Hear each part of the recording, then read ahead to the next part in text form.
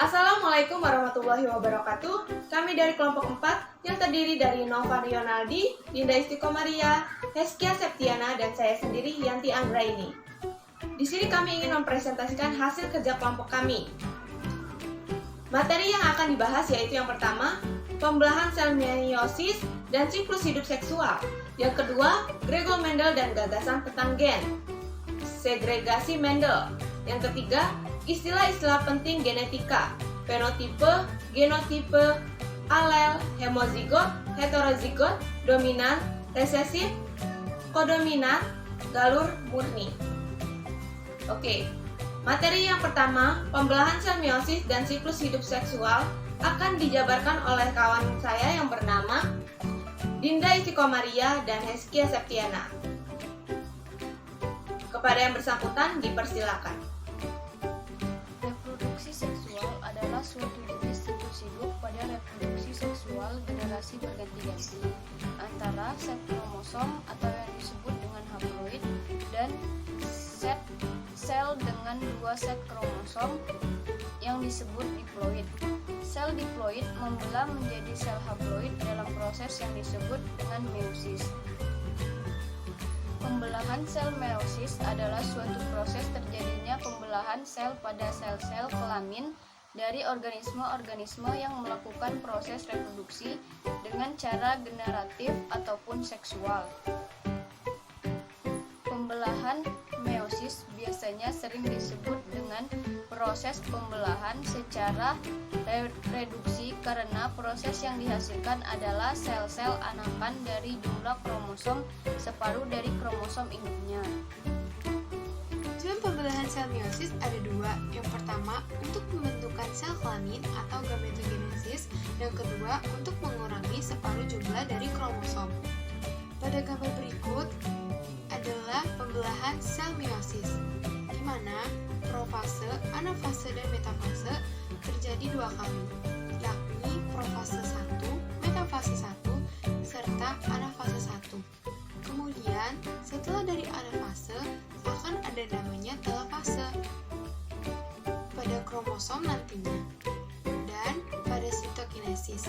Kemudian, melakukan pembelahan kedua pada pembelahan sitokinesis, dan akan melakukan pembelahan 4 sel anakan. Dari pembelahan meiosis adalah terjadi di sel kelamin, jumlah sel anaknya 4, jumlah kromosom setengah dari induknya, dan pembelahan terjadi dua kali. Pada tahapan meiosis ini terbagi menjadi dua, yaitu meiosis 1 dan meiosis 2. Nah, pada meiosis 1 terdiri dari profase 1, metafase 1, anafase 1, dan diakhiri dengan telofase 1, di mana pada telofase 1 nanti akan terbentuk lekukan untuk membagi sel menjadi dua. Nah, meiosis 1 ini bertujuan untuk mengurangi jumlah kromosom dari diploid menjadi haploid.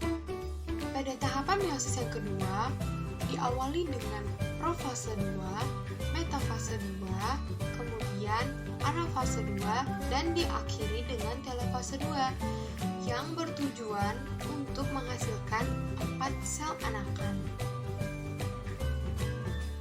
Yang kedua, Gregor Mendel dan gagasan tentang gen, segregasi Mendel akan dijabarkan oleh saya sendiri.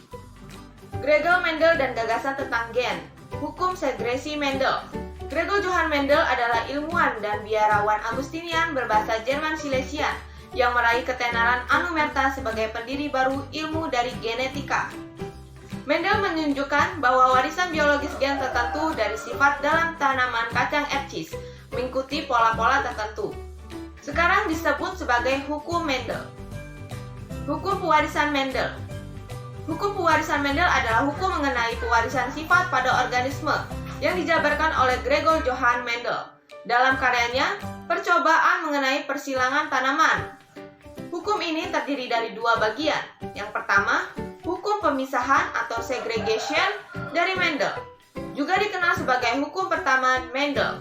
Dan yang kedua, hukum berpasangan secara bebas atau independent assortment dari Mendel, juga dikenal sebagai hukum kedua Mendel. Segregasi atau hukum pertama Mendel. disebut juga hukum segregasi gen, mudah dipahami pada persilangan monohibrid. Persilangan F1 dengan sesama galur murni menghasilkan perbandingan fenotip sama dengan 3:1 dan perbandingan genotip sama dengan 1:2:1. Penyimpangan berupa persilangan intermediat yang F1 disilangkan sesamanya maka akan menghasilkan perbandingan fenotip dan genotip sama dengan 1:2:1. Hukum Mendel 2 disebut juga hukum asortasi gen, mudah diamati pada persilangan dihibrid.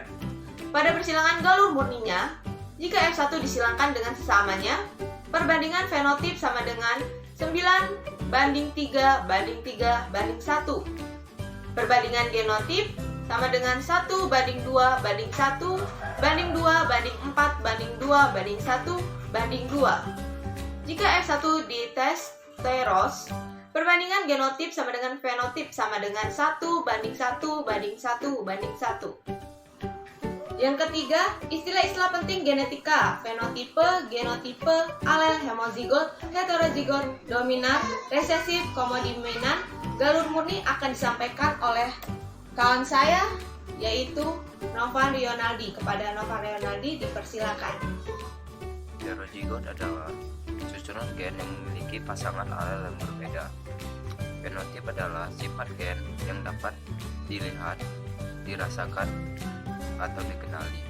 Genotip adalah susunan gen yang dituliskan dengan huruf tertentu. Alel adalah pasangan gen homolog yang letaknya bersesuaian namun memiliki sifat yang berlainan. Homozigot adalah alel yang terdiri dari sepasang gen yang sama. Dominan adalah alel yang ditemukan di sebagian besar populasi. Resesif adalah gen yang lemah sehingga tertutupi oleh spesies gen lainnya.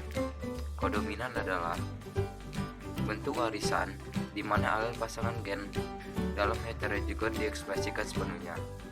Galur murni adalah generasi zuriat asal satu induk yang memiliki heterozigot yang sama.